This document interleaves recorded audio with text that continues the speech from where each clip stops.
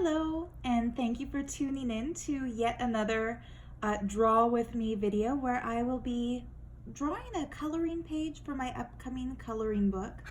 The image you're looking at right here is something from a previous video, and the drawing I'll be making will actually be on the reverse side, where unfortunately there are some pen smudges because I kind of put it back down in my sketchbook over top of a page that still had wet ink.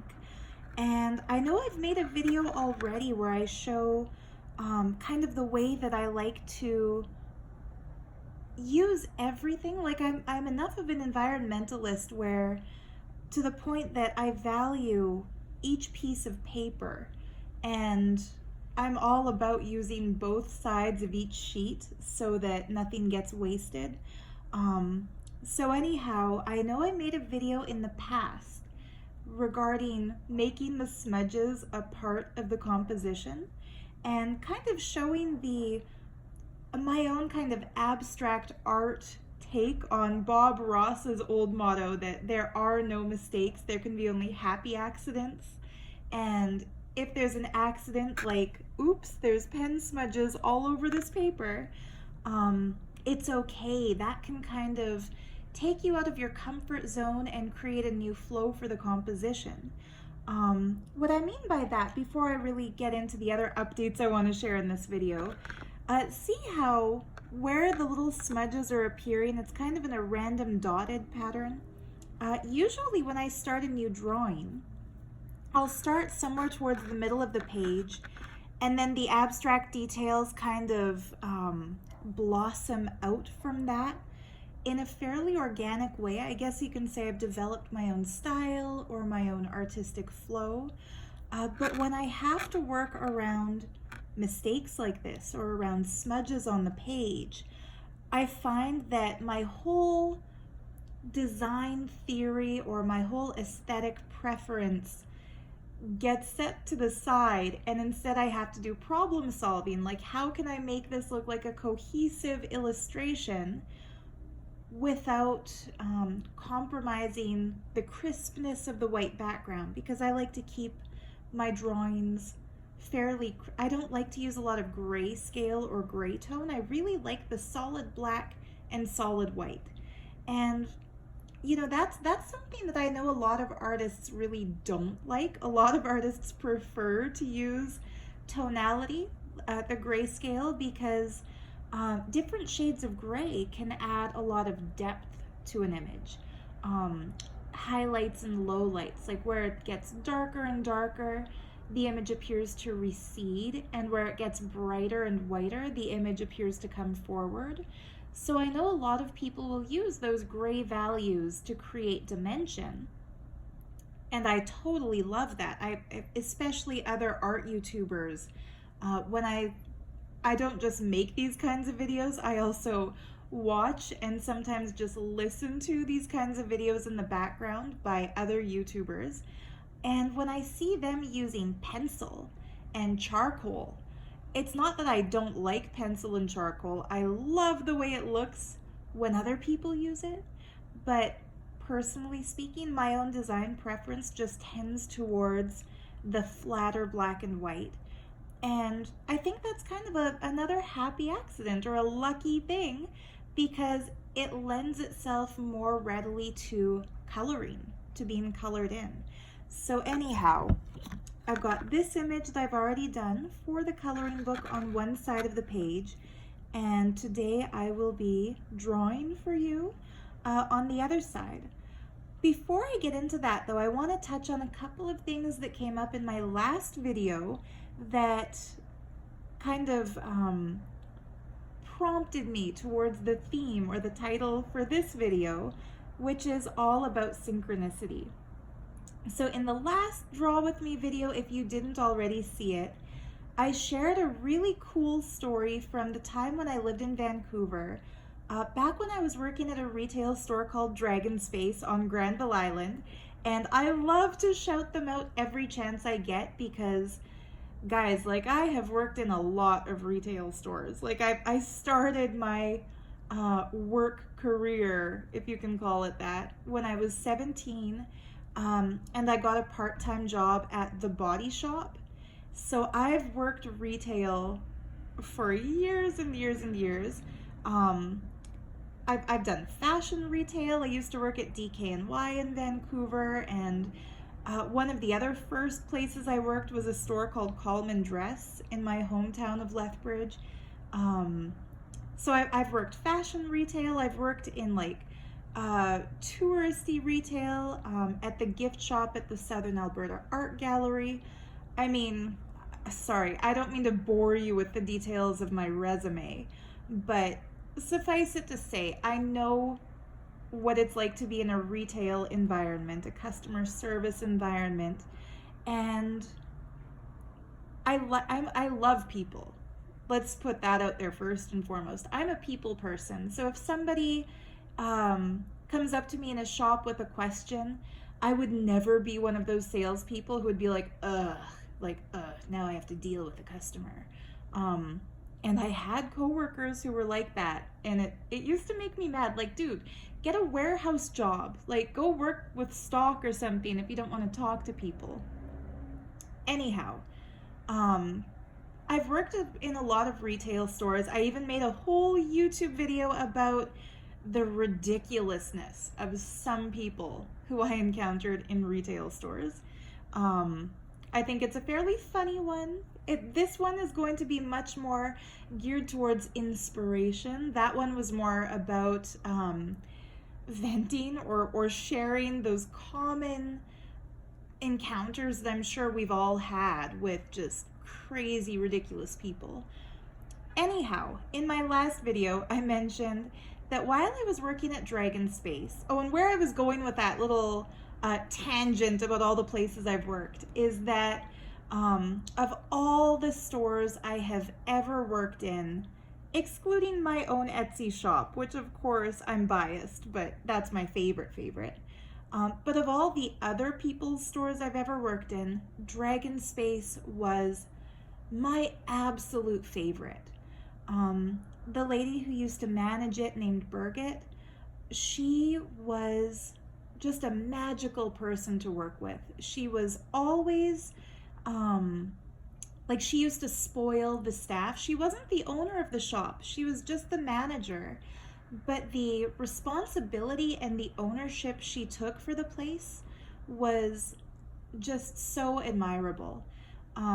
She was the kind of store manager where, like, when you got to work, if you were working on shift with her, you'd be like excited, like, oh yeah, I get to work with Berg today. It was never a drag. And she used to bring treats for the other staff. I don't remember what she used to bring because I was vegan. I think she used to bring them like donuts and cookies and stuff like that.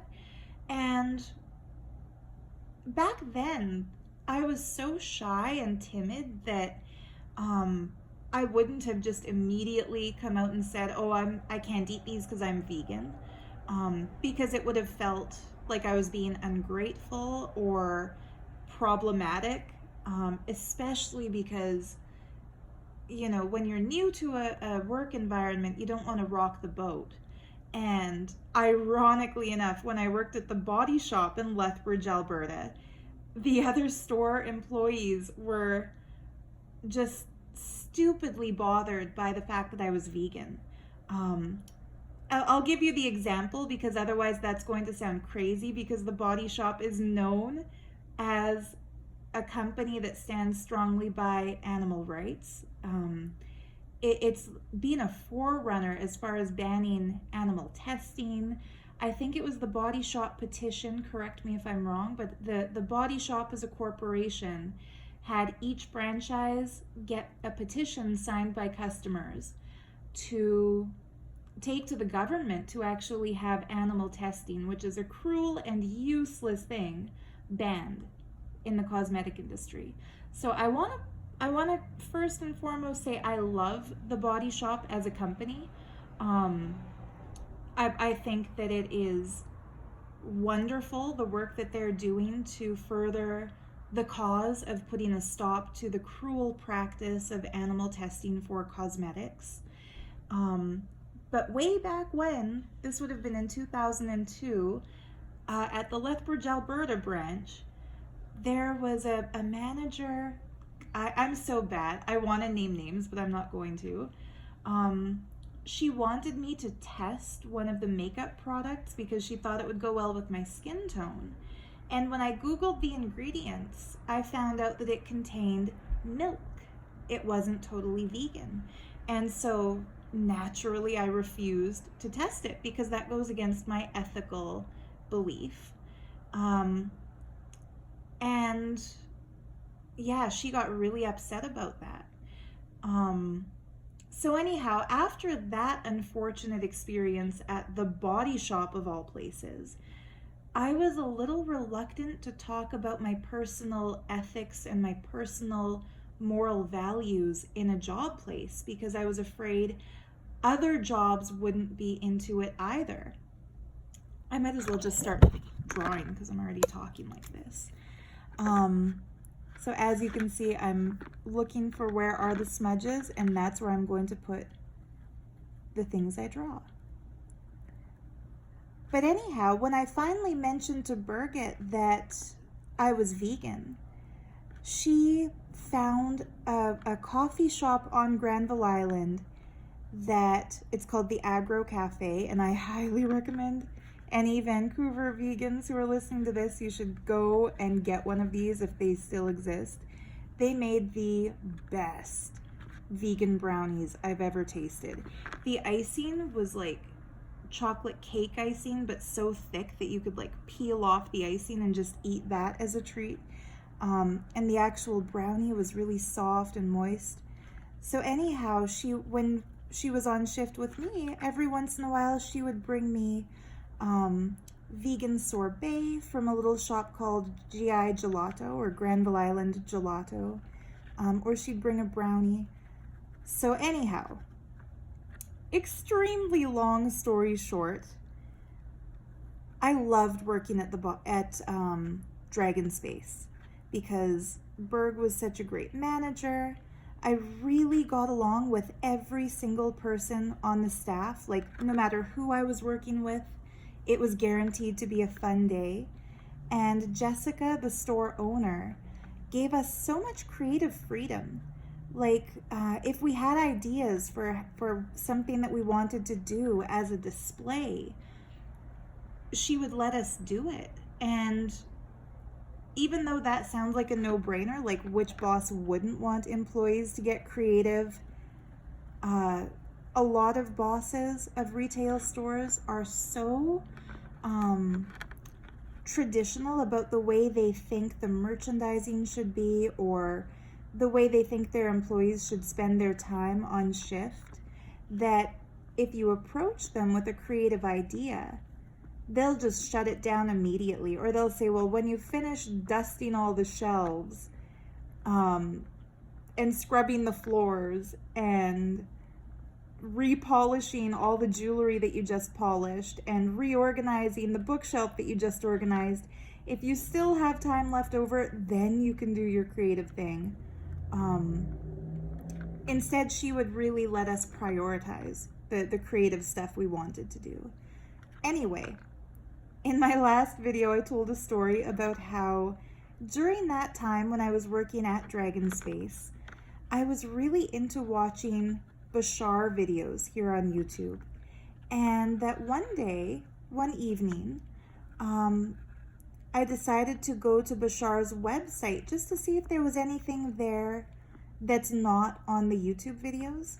I was really curious about, does he still do live performances? Because the videos all seem to be kind of from the early 90s, or at least back then they did. It's been a while since I've watched him.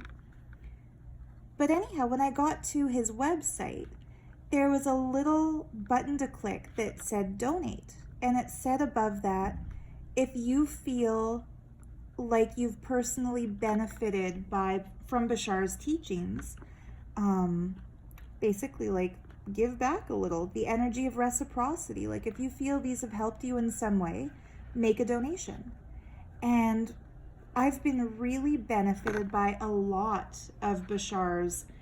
He has a lot of really good one-liners that They're easy to remember, and they're poetic, and they're just so applicable in life. For example, my all-time favorite Basharism is circumstances don't matter, only state of being matters. And it's such a clever play on words because it both means that the circumstances you find yourself in, they don't matter, as in this too shall pass, like everything is temporary in life. You'll get through it, you know what I mean? Like the circumstance that you're in doesn't matter. Only state of being matters. So the circumstance doesn't matter, the state of being matters.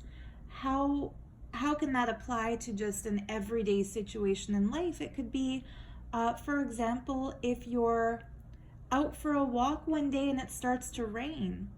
The circumstance doesn't matter, your state of being matters. The fact that you're getting rained on doesn't matter. How you feel about it matters.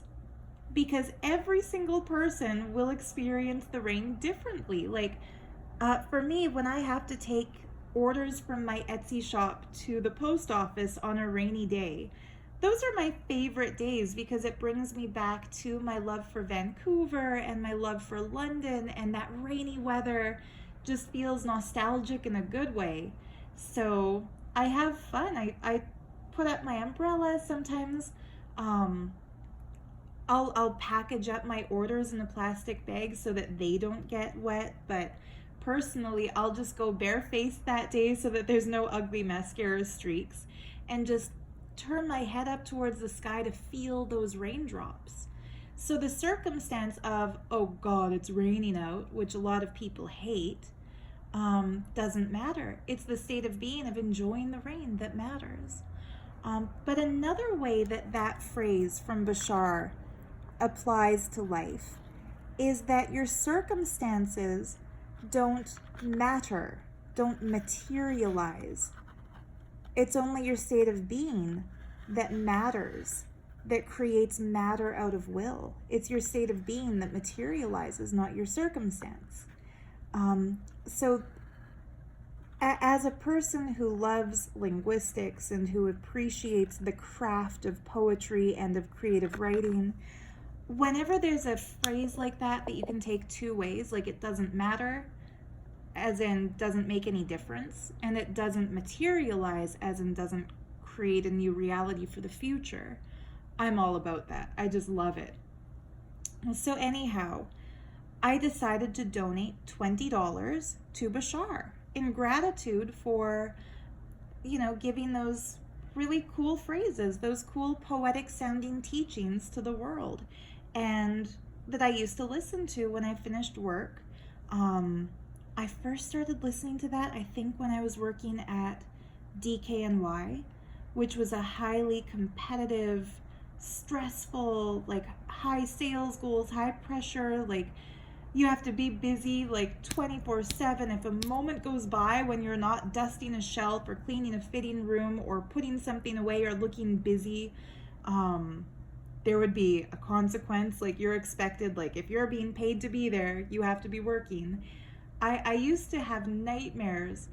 That's an over-exaggeration. I used to have dreams during that time in my life where in my dream I had like two customers in fitting rooms and they were both yelling for different sizes, and then my boss was yelling at me because there was a lineup at the till, and it's like, you're working in I don't want to go so far as to say like a toxic environment, but that the environment where you're working isn't suited to you if you have work dreams that are stressful.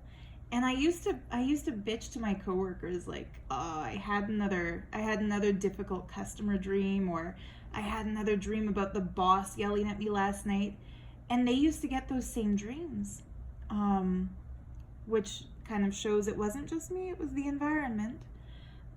But anyway, I used to wake up from those dreams and feel ripped off, like I'm not even getting paid for all the work that I just did in the sleep state.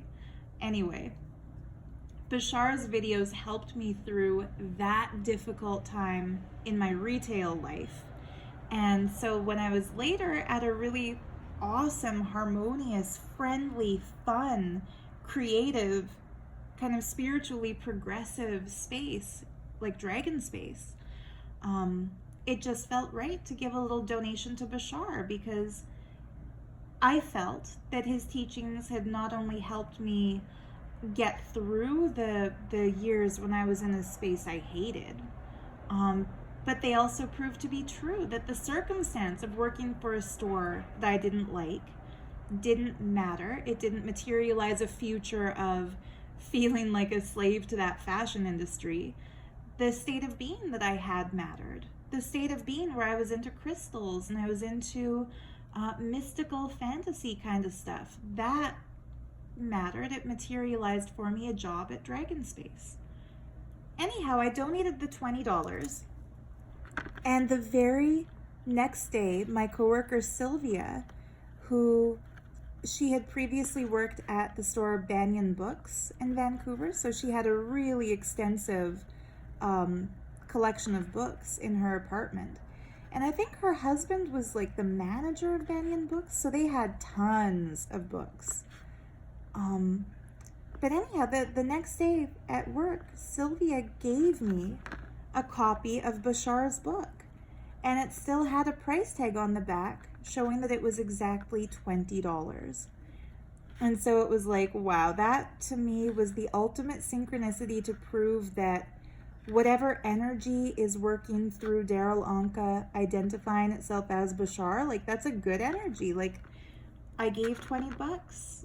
And for me, it's not like I wanted a thing in return for that money. That was just my gratitude for all of his videos. But the fact that the next day I got a $20 value book by Daryl Anka, by Bashar, it was just a really cool synchronicity. So anyhow, on my last video, one of the comments was from a viewer asking to elaborate on those kinds of synchronicities. Like, why do I think those kinds of synchronicities happen in my life more than in the lives of others? And I don't think that those kinds of synchronicities happen more in my life than in other people's lives. What I think is happening is that I just really pay attention. If you really make up a solid intention within yourself to put out some gratitude whenever something happens that inspires you and that makes you happy, you'll start noticing synchronicities like this will happen for you also. It's not that I'm special. It's just that I notice. And I think nobody is really special. Everyone has the choice to either notice the synchronicities and be grateful for them, or brush them off as coincidences and forget about them, and then later think, this kind of cool stuff never happens to me. But really, it happens for everyone. So I want to share another couple of synchronicities with you guys before I continue with this drawing. I think I've mentioned in previous videos that one of my plans for this year, 2020, and yeah, you can already laugh sardonically if you know where this is going, but one of my plans for 2020 was to take a metalsmithing class. I make beaded jewelry as of now. I just made some new charms. I'll show you. Here's one with prehnite, moldavite, and Herkimer diamond. In my last video I mentioned moldavite, and I think you guys are into it too, because every piece of moldavite I had in my store sold within the next couple of days. So I was blessed that my moldavite dealer is still operating and still shipping to Canada despite the pandemic. So I restocked and I made some new moldavite things. But as you can see, they're charms made with gemstone beads that are kind of put onto a wire backing, and then I've added the necklace bail. This one's pretty cool. It has kunzite, which is an amazing stone for love, and moldavite and herkimer. And I did a men's bracelet too while I'm in show and tell mode, which is just very simple with a nice big chunk of moldavite, some bigger herkimer diamonds, and black obsidian. And what I've been wearing myself, I put these on so I wouldn't forget to show them. A couple more women's bracelets. This one with ametrine, that beautiful pale purplish kind of stone that, too bad the lighting in here is kind of crappy, but I think in this bead specifically you can really see half of the gem is amethyst and the other half is citrine. So it's a stunning natural form of quartz that is both amethyst and citrine together in one gem. And I've added to that 3 pieces of moldavite and a couple little herkimers. And then this one here with obsidian, herkimer, peridot, and kunzite, and the moldavite. But anyway, I absolutely love making beaded jewelry, but I kind of feel like I need to take my creativity a few steps further. And so what I wanted to do was learn silversmithing so I can do jewelry that's a little bit more unique.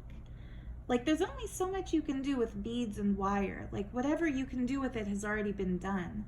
So I can be really creative with my combinations of stones, but really anybody else could make it. It's not something that only I can make. And this might sound super egotistical, like, it is super egotistical, but I kind of feel like I would rather make things that are so unique that nobody could replicate them. And I have this vision in my mind of the kind of jewelry that I would drool over that doesn't exist in reality yet. So I kind of want to start making pieces out of gold and out of sterling silver that fit my fantasy of the ultimate jewelry piece. I'll put his name in the video description so you know who I'm talking about here, but there's a jeweler, I think his name is Kent Rabley or Kent Rabel, I'm not sure how to pronounce his name, but he created a piece of jewelry, like a huge statement pendant, that he called the Floating City. And it's just this lavish 22 karat gold,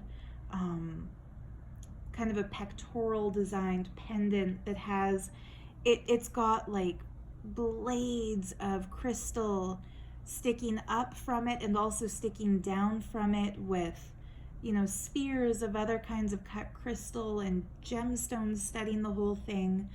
And he described it as being a piece that he made intuitively based on the idea that there is intelligent life elsewhere in the universe, not just confined to Earth. And it's a beautiful, harmonious, kind of visionary piece of jewelry that he made based on imagining what life in a spaceport or what life in another star system might look like, what the city infrastructure specifically might look like. And I mean, I'm fangirling over this jewelry that he makes, but he makes tons of stunning jewelry. And I discovered that he actually has a residential course that he offers in his jewelry studio where students of goldsmithing can go and stay there for a week. I think he takes like a small number, like 10 people at a time. And he teaches them his techniques for granulation and soldering, like how he puts his jewelry together. But the prerequisite is that a person has to have the basics of goldsmithing already down. So I was planning on taking a college course on goldsmithing this year. And like I said, the laughter about having made a plan for 2020 is just too big. because obviously all of the college courses in my hometown have been canceled due to the pandemic. But even still, it's on my bucket list that I want to learn silversmithing first because silver is cheaper. So I'd feel less intimidated making things out of silver. But eventually I'd love to learn goldsmithing. And the gemstones that I've been the most inspired by, like a lot of you have commented already on my huge blue topaz cocktail ring that this was my birthday gift to myself last year in 2019. Because blue topaz is one of my birthstones. The others are tanzanite and turquoise. But I kind of felt like I wanted a ring that I could wear every day, kind of as my own personal symbol to myself that the ultimate love is self-love, as far as I'm concerned. That there's such a diversion in the spiritual community where people are constantly obsessing on this whole twin flame concept, and I don't even believe in it. I personally believe each one of us is complete as we are. And if you find a partner, or if you find multiple partners, I'm not judging, like whoever you decide to share your life and share your love with, that's wonderful. But I don't go for that whole Jerry Maguire, you complete me bullshit. Like, you don't need anybody else to complete you. And so I decided, oops, sorry, I keep hitting the camera. I decided to get myself a little piece of bling to wear as a ring as the symbol that I complete me.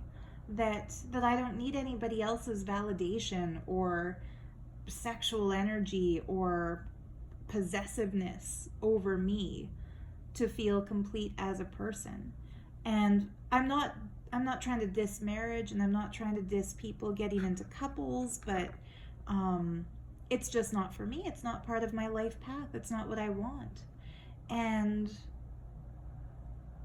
despite that, I freaking love jewelry. I love the look of rings. I love putting rings on my left hand ring finger because that, to me, even though symbolically in our culture, a ring on that finger represents kind of giving yourself to somebody else, that's not something I want to do. Anyhow, long story short, I followed tons of jewelry designers on Instagram.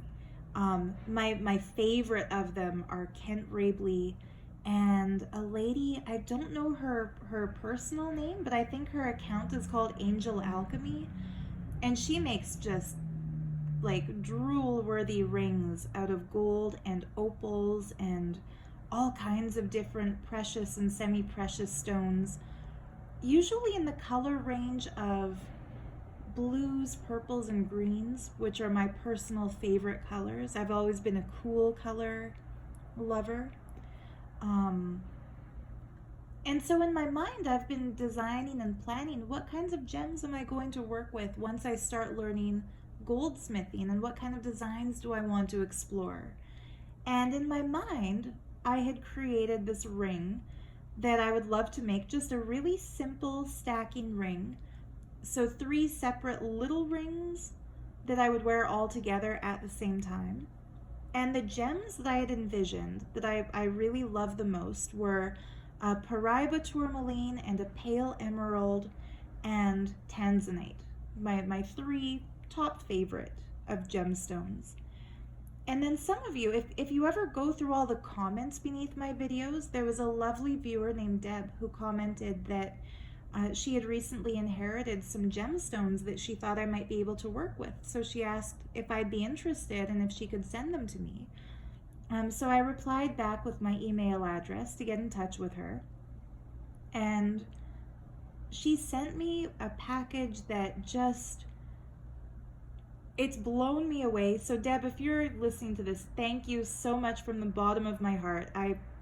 Words can't describe how happy your package made me when I got it on Friday. And especially like my 3 favorite gems, the Paraiba tourmaline, the pale emerald, and the tanzanite. to me, these were like the sign from the universe that this ring design I've been fantasizing about for the last year is something that is meant to be actualized. It's not something that I should forget about and drop and set aside. And you know, I had kind of dismissed my plan for taking a goldsmithing class when the pandemic hit and the economy kind of crashed, and the possibility to shop around for new gems and start acquiring materials and start preparing for the class became a financial impossibility, as well as a practical impossibility because schools are closed. But having my dream gemstones just literally fall in my lap like that was one more synchronicity that to me is just proof that your circumstances don't matter, your state of being matters. Your circumstances don't materialize your reality, your state of being materializes your reality. So for me, my circumstance was I can't afford to buy new gemstones at this point in time. Other than, you know, restocking moldavite beads for my Etsy shop. But the state of being, where inwardly I was already designing these jewelry pieces and planning which stones to buy, seemed to have materialized the reality of now the stones are here. So I will keep you guys posted on my metal smithing jewelry. In the meantime, I think I've shown you in previous videos that I started working with polymer clay, sculpting little miniature faces and sculpting, you know, Sri Chakra symbols in clay and making deities out of clay. And I kind of feel like that way I get my 3D tactile, unique jewelry designs started with, so that when it comes time for me to work with the precious metals, I'll at least have enough of a background with the 3D sculpting to be able to kind of translate it more fluidly. But anyhow, that's another example of a synchronicity I wanted to share with you guys, because it just shows that these kinds of things are constantly happening. And if we pay attention to them, our lives become so much richer. It's not just, wow, some precious gems as a gift, thank you, thank you. It's also, wow, precious gems as a gift, and the personal, heartfelt meaning that they have. You know what I mean? Another synchronicity is the viewer who purchased my big amethyst necklace and the biggest crop circle pendant that I made out of polymer clay with tons of different gems added to it. He and I recently had a conversation about crop circles, and he showed me a picture of his absolute favorite crop circle, the one that for him is the confirmation that there is a mystical hand at play with these. And would you believe that when I recently bought a set of crop circle yearbooks, because I really wanted to have the 2013 issue, because that's the year that I visited my friend Alexandra, and she and I had the blessing to actually go into some crop circles with our tour guide. I just really wanted that one added to my collection, the one that shows the circles I've personally entered. Anyhow, the publisher of those crop circle yearbooks also sent me a 2010 issue, which I already had, that I bought way back in 2011. So that meant I had 2 issues from 2010. And the particular crop circle that, you know, this generous patron of my jewelry, he's been kind of single-handedly keeping my shop open by, you know, helping me out with some big orders during this economically difficult time. The crop circle that was his favorite happens to be from 2010. So there's a beautiful 2-page layout in that crop circle yearbook featuring that formation. And so here's the thing, when I first got this new set of crop circle yearbooks, at first And this is something that I catch myself doing all the time, that I think we all do, that we have to learn not to do. We need to learn to go with the flow and trust existence a little more.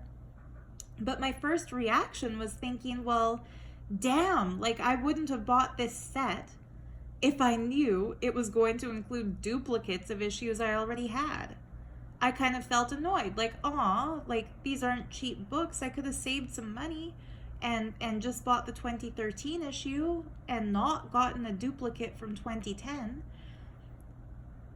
That was my first initial reaction.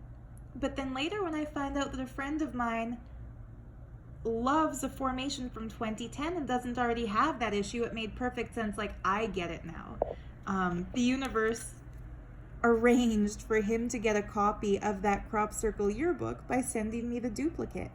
So sometimes when you get something, you might not even realize that you are like a cosmic messenger through whom existence is going to give that thing to somebody else. The way my friend Sylvia was the messenger who gave me Bashar's book. The way Deb was the messenger and gave me the exact stones that I've been kind of fantasizing about buying to use in a future design when I learn metalsmithing. I also have some floating shelves that I bought when I first rented this apartment. I've put all of my jewelry designs kind of on display on my wall on a trio of bulletin boards. And I've had the idea that I want to put floating shelves next to it to display all of my loose gemstones so that, so that they're not just sitting in a drawer, so that I can admire them and see them and appreciate their beauty even before they're made into jewelry. So that also kind of compels me to finish that little project a little bit more quickly. So even before I get the chance to take that class and make those rings, I will put all of those gems on display. But anyhow, yeah, you never know when you are going to be the one who provides somebody else with the synchronicity.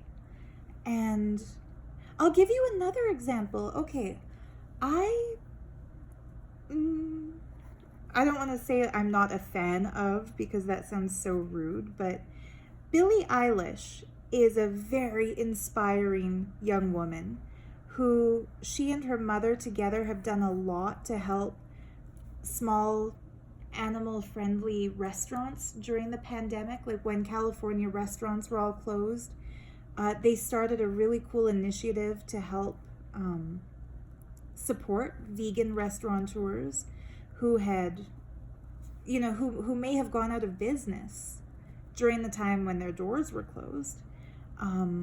That's something that they do to help people. And she's a very outspoken vegan activist. So I am a huge fan of Billie Eilish as far as her animal rights is concerned.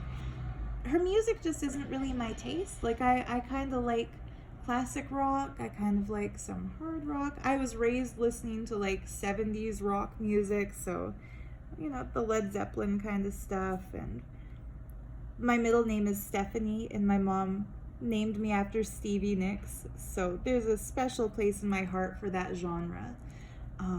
And I love classical music. Usually I just listen to classical music because when I'm drawing or making jewelry, I find that anything with lyrics just distracts me, because I'll pay more attention to the words in the song than to just flowing with the sound of the music. But anyhow, I bought an issue of Vogue magazine, which I normally I would say I boycott Vogue magazine because it's such a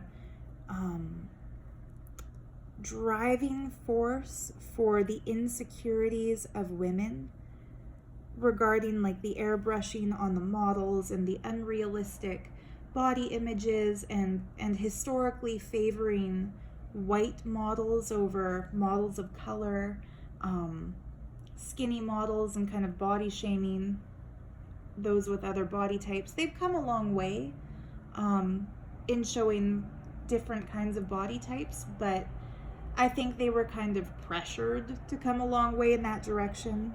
I don't think it was their choice. I think it was kind of a social, a decision they made to stay relevant and to stay current.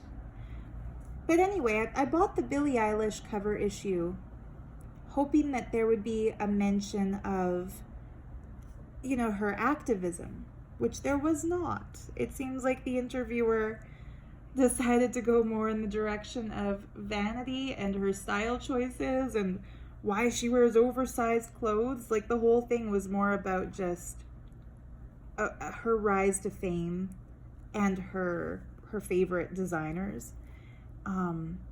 So I threw the thing in the recycling bin. But what's funny is after I threw that magazine in the recycling bin, before I took out the recycling, I just kept looking at it and thinking, one of the pictures in the magazine, it's like a full page painting that Vogue had commissioned from an artist to paint Billie Eilish. And it's beautifully done. It has like I'm sorry guys, I've already put it in an envelope and sealed it up, so I can't show it to you right now, but it's a very painterly image that has kind of a still life in the foreground with fruits, and she's in the background. It's a very heavy color saturation where they got the green streak in her hair, really vibrant. It's just such a pretty picture that I fished the magazine out of the recycling bin and ripped out all the pictures of her, thinking, I'm not going to put them up, but who knows, like one day I might meet somebody who is a huge Billie Eilish fan, and then I'll give them these pictures. I'll know that, you know, these are for them. And just a couple days ago, I was scrolling through my Facebook news feed, which I never do. I hate with a capital H. I hate scrolling my Facebook news feed because there's just too much negative energy.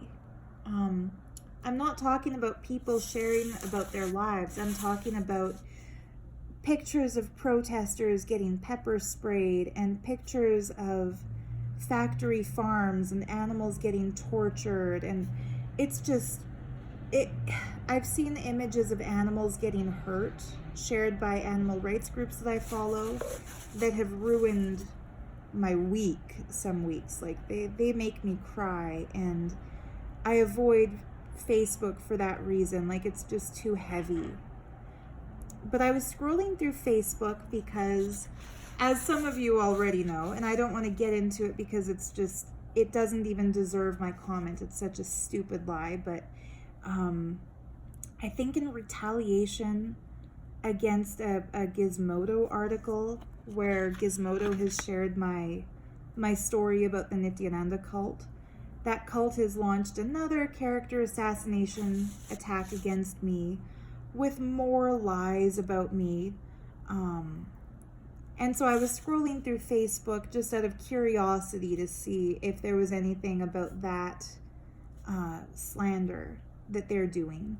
And luckily there wasn't. I think at this point, everybody, even people who are still brainwashed within that cult, I think they understand at this point that when the cult puts an accusation against a whistleblower, it's not true.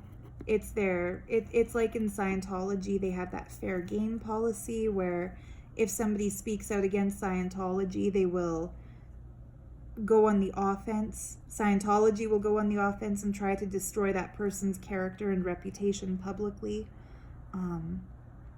But because I was scrolling through Facebook, I came across a post from one of my Facebook friends that included a collage of pictures of Billie Eilish, some which I had found in that Vogue magazine and saved. And she wrote a really beautiful, really touching little account of how inspired she is by Billie. So I commented on that saying, hey, like, this is kind of random, but would you like physical copies of these pictures that I ripped out of a Vogue magazine? And of course she replied back that yes, she would. So I sent her a private message asking what's her address so I could put them all in an envelope and mail them to her. And she replied back telling me that I was one of her favorite YouTubers and that she's been watching my channel ever since a series of videos I made in 2011 called Free Yourself, and that she's always wanted to be in touch with me. And how cool is it that we got in touch through this really random, unexpected kind of way? And it's just, again, a really good example of how when people ask me, why do so many synchronicities happen to me? I don't think it's a one-way stream. I think that when you make yourself available to share things with other people, it's kind of a karmic thing that existence will find other people through whom to share things with you. So it's like when I was about to throw away that magazine, it's like there's somewhere inside me, call it psychic or call it just like she's a popular singer, lots of people like her, but just somewhere inside I knew one man's trash is another man's treasure. Or sorry, I had to put that, one person's trash is another person's treasure. And yeah, anyhow, it just turned into a story that she can tell. That yeah, one of her favorite YouTubers sent her some pictures of one of her favorite singers, and it's just a nice synchronicity. So where I was going with that is that, you know, the way my friend Sylvia became the bearer of that Bashar book, and the way the lovely Deb has become the giver of the gems that I've been fantasizing about. Oh, she also sent these beautiful rings, by the way. And I usually wear this ring on my left-hand ring finger, the one I bought myself, but I wanted to show these two side by side. And by wearing one of them halfway up my finger, it would have been impossible to draw with it, which is why I put them on this hand instead. But they are just so stunning. So I want to say thank you for everything that you gave me in that little bundle. And if you're watching this, Deb, I wanted you to see how well they fit my fingers. So when I wear them out, I'll wear this exact combination, the big amethyst with this kind of gothic looking marcasite ring. I'll be putting those on this finger and this finger, but just for the sake of the video, I'm showing them on this hand. And you really spoiled me, by the way. Like I said, that package came at such a good time. It really made my week. Anyhow, the way Sylvia gave me the Bashar book and the way Deb gave me these stunning jewels, you never know who's going to gift you that thing that you've had your heart set on. And you never know what you have that you don't really care about anymore that you might give to somebody else, and it will just make their day. I wanted to share an inspiring story. This is sort of related and sort of unrelated, but I think it's worth knowing. There was a lovely Filipino lady named Lily who I used to work with at a store called Turnabout in Vancouver. Yet another retail store. And Lily, if I were to pick a person who I know in real life who is the most inspiring person I've ever met, I would pick Lily. She was born into poverty in the Philippines, to the point where when she was a kid, instead of going to school, she had to work to support her family, her siblings and her parents. And they would send her to kind of the touristy market area with a flower cart, and she had to sell flowers to tourists. And, you know, she was telling me and some of my coworkers about this, and how difficult it was, because kids who have to sell flowers to tourists like that, it's not just, you know, child labor in the sense that this poor kid has to work. it's also that that child is exposed to, you know, ungrateful people, like mean people. You know, she would get yelled at. She would get criticized for being uneducated and for, you know, blocking the street and for wasting people's time. And guys, like, if you ever see a street vendor trying to sell something on a blanket next to the road, like, put yourself in their shoes, like, for a minute. If you ever feel annoyed that, like, oh, I wanted to walk there, like, oh, move it. Or if somebody comes up to you with a bouquet of flowers asking if you'd like to buy one, just remember, this person could apply for welfare and sit around and do nothing, but instead they're choosing to try to do something. Like, anyhow, she had a difficult childhood in that sense.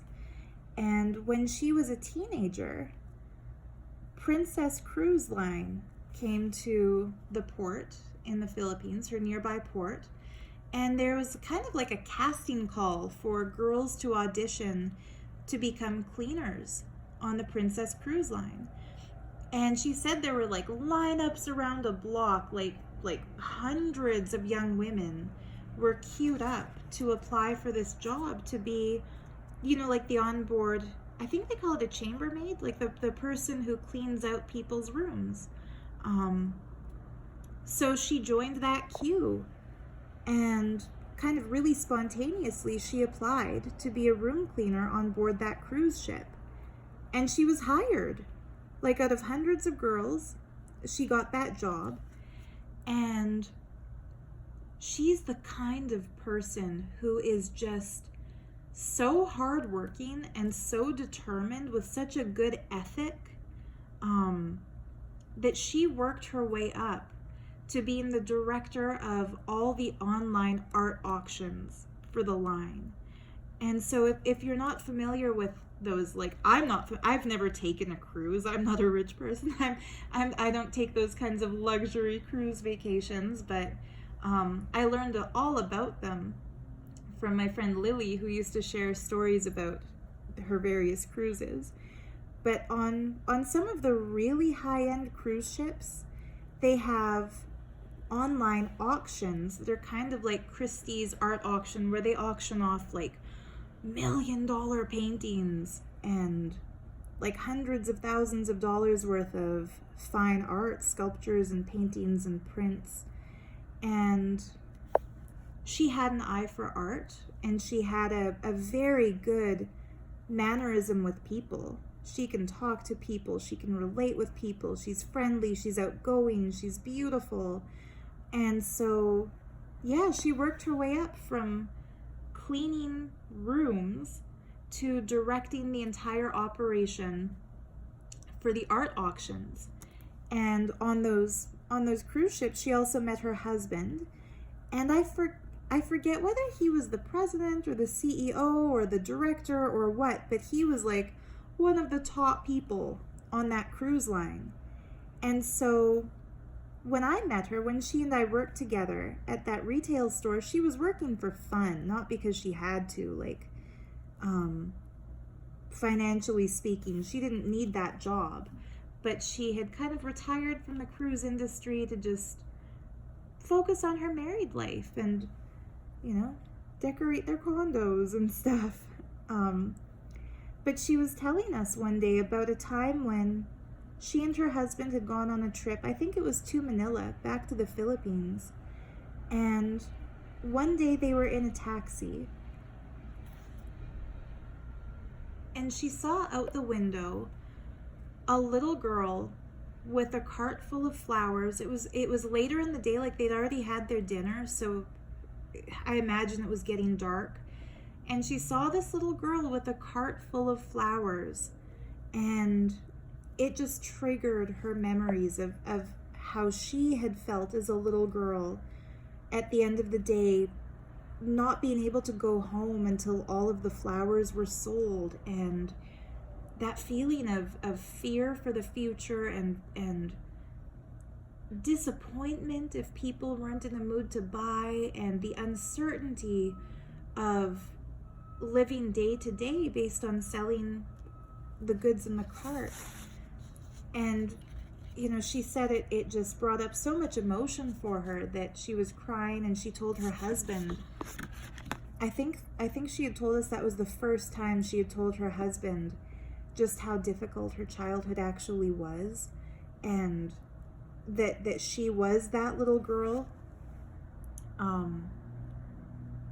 She pointed it out to her husband in the sense that these people shouldn't be invisible to you. Like, just because they're not multimillionaire investors, or, you know, purchasing luxury vacation packages or bidding on a Picasso, their life is just as valuable. And that little girl was me, is what she said to him. That little girl was me. And so they pulled over and they bought all the flowers in the girl's cart. Like, they bought out the rest of her inventory for that night so that she'd be able to go home. And I think she said they also bought her some gifts, like, you know, a nice meal at a restaurant or some groceries to take home. I don't remember the exact details, but I know they really bought all of her flowers and then some, gifted her more. And she said when they got back into the taxi driver was crying and said that when he had picked them up from whatever 5-star restaurant where they had eaten and was going to take them back to their luxury hotel where they were staying, he had judged prematurely and thought it's just another wealthy couple, and hadn't really put much importance to them. But when he saw the way they treated one of his little girls, is how he described it, one of the little girls from his native land, it just touched him. So he gave them a free ride. And that in turn touched Lily. And it's like a good deed generates another good deed, which generates another good deed, which generates another good deed. And so as far as these kinds of synchronicities go, there's usually a human hand at play. It's usually, you might not even know how your experience has made you want to do something generous. And so you do something generous for somebody else, and in turn they pay it forward. It's a beautiful chain reaction of positivity that gets sparked when we do nice things for people. And I wouldn't be surprised if that little girl whose flowers Lily purchased and who was given a gift from Lily, I wouldn't be surprised if she went home and shared whatever candies, whatever treats Lily gave her with all the other little girls who sell flowers. You know what I mean?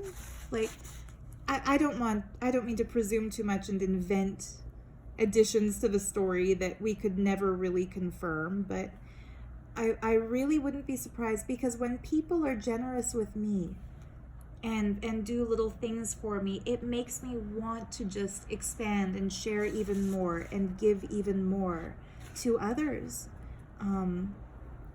Like they say, a smile is contagious. If you smile at somebody, it'll make them smile. And then whoever sees them, it'll make them want to smile. And it's just that chain of positivity. I think that is the source of all the synchronicities I've ever experienced in life. When I was living in Vancouver, I used to encounter homeless people all the time, every day. They're unavoidable. I'm not saying I wanted to avoid them. I'm just saying, like, you go outside in Vancouver, there will be a homeless person. And especially on the main streets like Broadway, and I always lived near Broadway in Granville.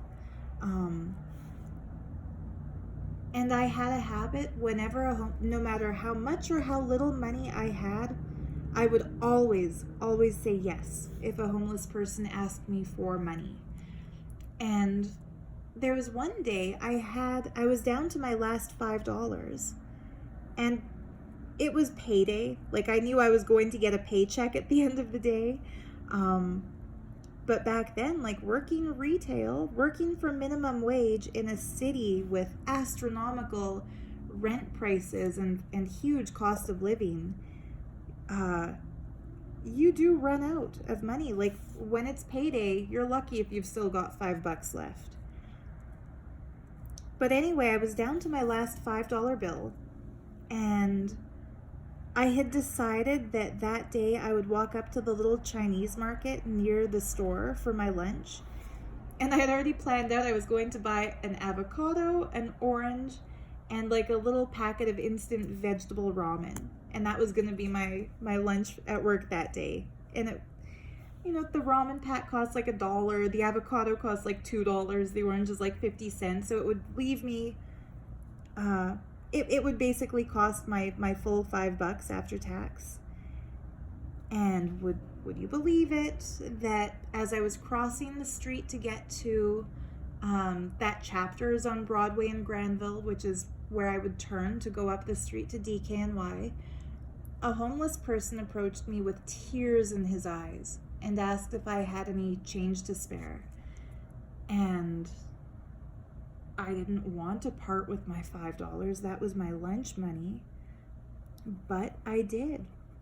And I felt by the tears in his eyes, he needs this more than I do. I had my breakfast. There was a coffee machine there. I'd be able to eat as soon as I cashed my check and went home. It was kind of like, okay, I'll sacrifice one meal for this man who clearly needs it more than I do. And I gave him that $5 bill. And as I walked up to the back, like the entrance where I would go in because I had the key to open the store, when I got to the entrance at the back behind that DKNY, I felt a little something brush on my foot, and I looked down, and a $5 bill had blown onto my foot. And it was like, for me, that is one of the biggest synchronicity stories I have. Like, to me, that's even more holy shit. Like, how is that even possible than the Bashar thing? Because I don't know where it came from. To this day, I don't know where that $5 bill had blown in from. And what are the odds? Like, what are the odds of that happening? That you give away your last $5 bill to a homeless person, and not even 10 minutes later, a $5 bill literally lands on your feet. It was just incredible. And I told all of my coworkers about it. And of course, they were also just really amazed. And one of my coworkers, not going to name any names, he said, just imagine if you hadn't given away that $5 to the homeless person, you'd have $10 right now. And that's when I really had that magical thinking that this wasn't a coincidence, this was a synchronicity, because I really felt like, no, if I hadn't given that $5 bill to a homeless person, a new $5 bill would not have blown to my feet. I really felt like that happened specifically for a reason. It wasn't just a random coincidence, you know? Just like I feel like this beautiful gift of gemstones from Deb wasn't just a coincidence. Why she chose me of all people to shower this incredible, generous, priceless gift with, I really feel like it was a manifestation. How I've been, like I said, visualizing this ring, planning out in my mind which stones I want to use in the design, and then lo and behold, here they are. Another thing, Deb, that I wanted to mention, and I'll tell you more in a letter. I don't want to, ramble on in this video about things that aren't universally interesting, but I've also had on my wish list that I wanted a big amethyst ring because my favorite colors are blue, green, and purple, and I've got this big blue ring, and I'm planning on making rings out of green stones, but I also really wanted an amethyst. So this ring here is also extremely special to me because it's the only amethyst ring that I have in my collection. It's associated with an ex who I just don't ever want to think about, so I will be giving that ring away. If any of you are watching this and you've always wanted an amethyst ring, just little heads up, like maybe that's the one for you. But anyway, yeah, it's just so cool when these kinds of little synchronicities happen. And when you have something and you share it with somebody else, you don't know how you're touching their life and how your little contribution might add a story of hope for them that you never would have imagined otherwise.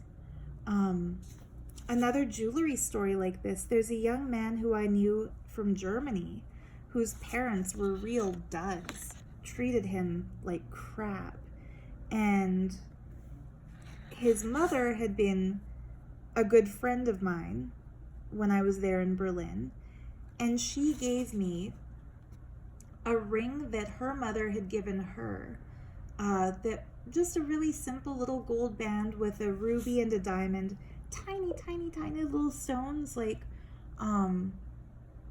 really simple setting. It was a 14 karat gold ring with a little tiny diamond set in white gold and a little tiny ruby set on the other side of the ring.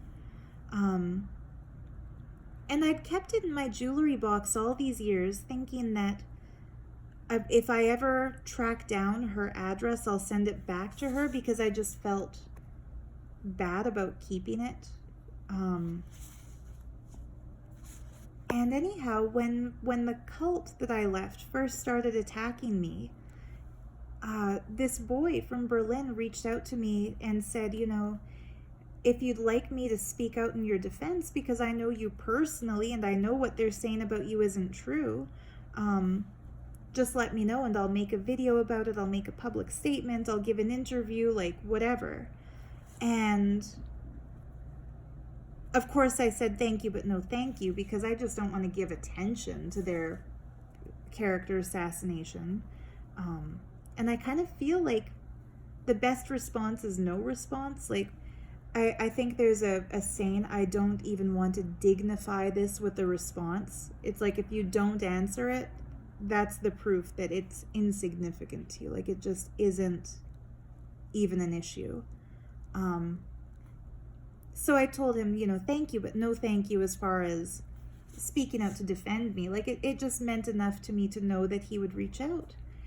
And then he told me that when he thinks back to his childhood, the fondest memories that he have are memories of when I would visit and we would make origami figures together. He was really into a book series called Origami Yoda.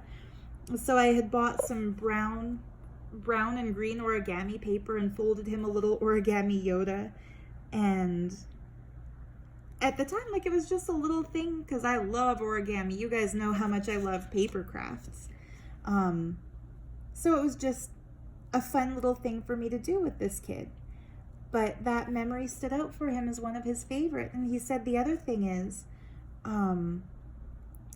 when he was sent out of his house at like 16 and didn't even have time to pack anything first, the one thing that he had with him was a clear quartz that I had given him. I had wire wrapped a clear quartz pendant. I used to love giving people crystals, as I still do. And he said that whenever he was really down, he would hold that and remember there was a grown-up who cared about him and who told him he was smart and who valued him and who didn't treat him like crap the way his parents did. And I mean, I teared up, as anybody with a heart would, because I had no idea how much my friendship to this little boy had meant to him, that even years later, his prized possession, he showed me a picture that he still wore it every day, was that one crystal. And suddenly I remembered, holy crap, that ring that his mom gave me, that his grandmother had bought, like, I've been saving it for years and years. Over the years, I had thought of just giving it away or selling it or, you know, donating it to a charity shop. But suddenly it came to me like, wait a minute, maybe the reason I still have this ring is to give it to him. So I told him about it and sent him a little picture and said, I think this is for you. Like, it was your grandmother's. She gave it to your mother. And he wrote back saying that he had never met his grandmother, who has passed away, and that he doesn't have anything of hers. And so he would just be so touched to have something of hers. So of course I sent it to him. And again, it's like when people ask me, why do I have such good luck? Or why do people give me such generous gifts like these? Or why do I have so many synchronicities? I really think it's because in my life, I put a lot of value into adding some happiness for other people and sharing the wealth that I have. Like, when people buy things from my Etsy shop, I never just send them the thing they bought. I'll always send a gift with the purchase and a handwritten thank you note, because I just like to do that. Because I know if I bought a piece of jewelry from another Etsy shop, if they sent a handwritten thank you note instead of just a bill, like an invoice, that's the kind of thing that brightens my day. So I always strive in my life to, pardon the religious sounding tone of this, but to do unto others as I would have others do unto me. If I ever have the choice between doing something a little bit extra for somebody else or doing just the bare minimum, I always like to do that little something extra. And I feel like when other people do that something extra for me, I don't take it for granted. I write it down in my journal and tell other people about it because I find it so touching. And I think that's why I have all these synchronicity stories. It's not that other people don't have them. Really think about it. Have you ever found money on the street? And if yes, what was the situation at the time? What were you doing? How did you spend that money? I'm sure if you really think about it, you'll find it was a synchronicity. I'm sure it was. One of my best childhood memories, I was in Waterton Lakes National Park, my favorite place in the world, with my mom and my two aunties. And one of my aunties found a $20 bill on the road.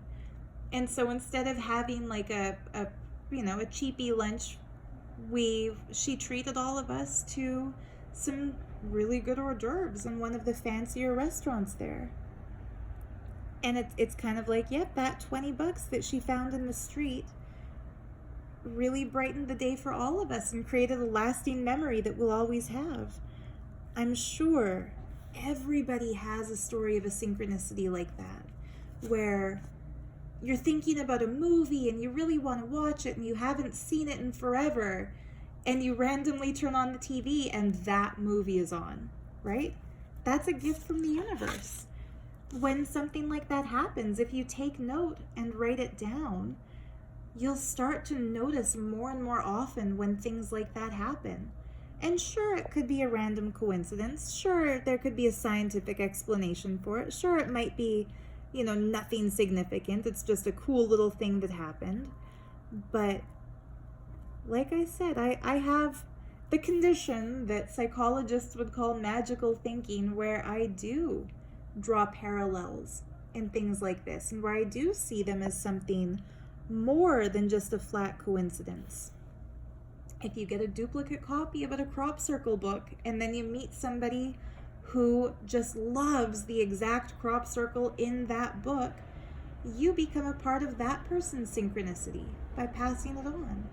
If you rip some pictures of a celebrity out of a magazine because you're pretty sure someday you're going to meet somebody who would want them, and then you come across a Facebook post of somebody who just loves that celebrity and wants those exact pictures, by sending them off, you become a part of that person's synchronicity story. It's like making yourself available to give other people things that will really brighten their day and add value to their life. it's kind of like at Christmas time when they say giving is better than receiving. To me, that's equally as magical and as special, if not more magical and special, than being the recipient of beautiful gifts and getting these kinds of synchronicities. Because at the end of the day, when you feel like you've contributed something that has made somebody else really feel good, or you've given them a gift that they cherish, it reminds you of the importance of your life, that there's a reason you're here, and that even if it feels like you just did a little something, like, hey, these are just pictures I ripped out of a Vogue that I was about to throw away, but to somebody else it means the world to them. It kind of shows you that, you know what, even if it feels like you didn't do anything important today, you have to that person. And so yeah, this whole long hour and 20-minute video was kind of my answer to that question on my last video of why do I have so many synchronicities. I think the answer is multifold. First and foremost, because I keep a gratitude journal. One of the things I journal about in this Paper Blanks journal, that there's another synchronicity story. One of my friends was the art director for Paper Blanks, so I've got, I just bought this at Waterton recently. I still have to kind of paste it into my cover here. It's so cool. It's like a Van Gogh style picture of Waterton Lake. But anyway, one of the things that I do in my journal is I keep a list of all the things I'm thankful for.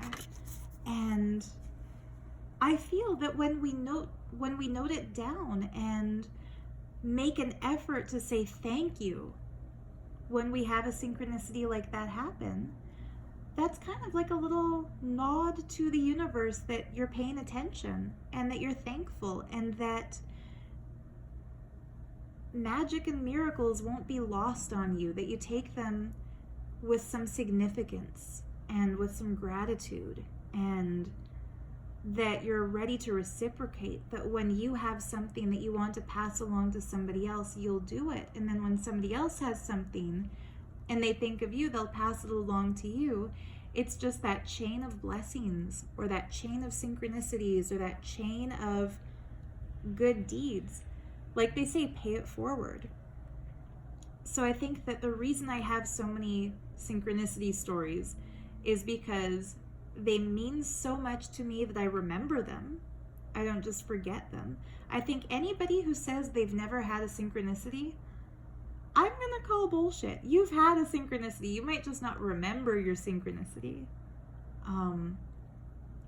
And when you make a valid effort to do good things for other people, to give people the kinds of gifts that you would like to receive, to share your abundance. If a homeless person asks you for money, instead of just saying, no, I don't have enough to share, I don't have it, think for a moment. What do you have at home? And then remember, this person doesn't have a home. You know what I mean? So if you put yourself in a position where you always want to share, and you always want to give, and you always want to be generous, existence will be smiling down on you, because you're kind of acting the part of the hand for those cosmic blessings. One of my favorite Hindu deities, and that's a stupid thing to say because I love all of the Hindu deities, but to illustrate this concept, there's the goddess Lakshmi, and she sits with one of her hands raised in benediction and the other hand is just open with a constant flow of gold coins pouring out from it. And she's the goddess of wealth, in that it's said that whenever her devotees pray to her, she will send them money, she'll send them stuff, she'll send them gold. But she's also the goddess of generosity. And if you visualize yourself as being someone through whom Lakshmi can act, like always keeping your hand open to give to others, the beauty of Lakshmi is she never closes her hand to keep those coins for herself. She always keeps her hand open, showering those coins on other people. If you always keep your hands open, just sharing what you have with other people, you'll never run out. Existence will have to keep replenishing your stock, because if you take the responsibility to share with everybody else, it's like existence has to take the responsibility to share with you. That's my personal belief. And of course, don't get me wrong, I don't want to get in trouble with this video. I'm not saying give away everything you own and the universe will magically give you back everything you've given away.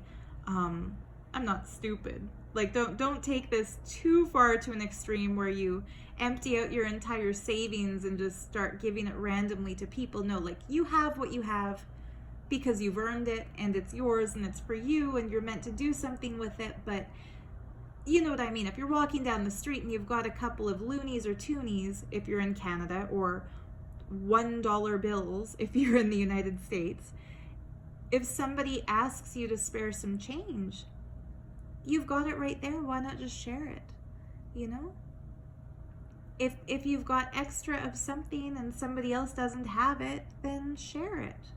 And when you start doing that, I'm sure if you're my viewer, if you watch my YouTube channel, if you've listened this far, you're probably already the kind of person who does that. So I'm sure I'm preaching to the choir here, because you wouldn't be interested in this kind of a video unless you've got that generous spirit already. But how good you feel when you give somebody a gift and they tell you, this is exactly what I wanted. You know, thank you so much. This means the world to me. You know how good that feels, right? And so it only makes sense that other people also like that feeling. So synchronicities will start happening to you. When you become that cosmic hand to bless others, the cosmos will find others to become that cosmic hand to bless you. And so the homework for those of you who think you never experience a synchronicity, start keeping a synchronicity journal. Start keeping a gratitude list. It doesn't have to be anything elaborate and fancy. Just any scrap of paper will do, or make yourself a beautiful journal. I'm thinking of starting to make junk journals as another kind of off-topic, random thing to say. But if you start writing down the things that you're grateful for, you'll realize, like, wow, you have way more cool synchronicities happening, and you're richer than you think. You're more synchronous than you think. And when you also take note of things that you've saved, that you don't know why you've saved them because you don't even want them, it'll come out later who you're meant to pass it along to. And write that down too in your synchronicity list, because that's also a time when something more cosmically perfect than a coincidence has happened, and that is a synchronicity. So anyhow, before I drone on and on and on even more in this video, I think we'll leave it at that for this time. But I am so curious and excited if you can let me know in the comments below what kind of synchronicities you've experienced in your life. Have you ever, for example, really wanted something and not even told anybody you want it, and then someone randomly gives it to you? Or have you ever held on to something that you don't really want or need, and then exactly the person who wants that thing mentions it to you, so you know you've got someone to share it with? Have you had that kind of a synchronicity happen? What kind of things are you grateful for in life that you think maybe other people take it for granted? So you'd like to point out, here's an obvious one. You have the internet. You have connection to the internet. And I know that without any psychic ability, because you are hearing this video, so obviously you've got a connection. Yeah, what kinds of things do you think people take for granted but that they should be grateful for? I'm curious. Let me know in the comments. And the last thing, Jacqueline, if you're watching this video, I got your letter. Holy moly, I am blown away by your creativity. It is so beautiful. The paintings that you've done on the pages, the little stickers and washi tapes you've added, it is stunning. Do I have your permission to share it in a video? Because there are some personal things in that letter, but I'm thinking of making a video about writing letters to pen pals and snail mail and paper crafts and how to decorate your own stationery if you don't have store-bought stationery, because in this pandemic a lot of people can't really go out and buy stuff. But I've been thinking of making a video about that. And if I do, may I share the letter that you sent me with viewers? And if not, that's perfectly fine too. I'm just asking. Anyhow. Oh, and to all of my patrons on Patreon, thank you for making this video and other videos like it possible. And please check your inboxes, because there's a little gift I want to send to my patrons as a thank you for their patronage. God, this isn't a drinking game. I don't want you to take a shot every time I say the word patron, but yeah, to my patrons, check your Patreon inboxes, because I've sent you all messages because I want to send you another little gift besides the other Patreon benefits. And I've only had a response from one, so yeah, just check it out. Anyhow, to everyone, thank you for tuning in. I hope you like the creation of the drawing I made today to be added to my next coloring book, which is coming up pretty quickly now. I'm almost to the point where I'm ready to buy my scanner copier that I've mentioned having on my wish list.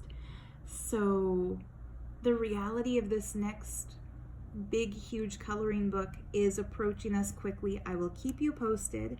But in the meantime, I practice what I preach about, giving things and sharing things. So I will scan this new drawing and put it into a Facebook group called Sarah's Coloring Club as a free downloadable image to all of you. Anybody who wants it, just go in. I'll put the link to that coloring club in the video description. And if you want to print out this picture and color it in, that's my gift to you, in the spirit of the synchronicities and the abundance and the gratitude that I've been so happy to talk about in today's video. So with that, much love. Thank you for watching. I wish you nothing but happiness and joy and blessings and abundance, and for you to also have lovely stories of synchronicity and inspiration to share. Thanks again for watching. See you in the next video. Bye.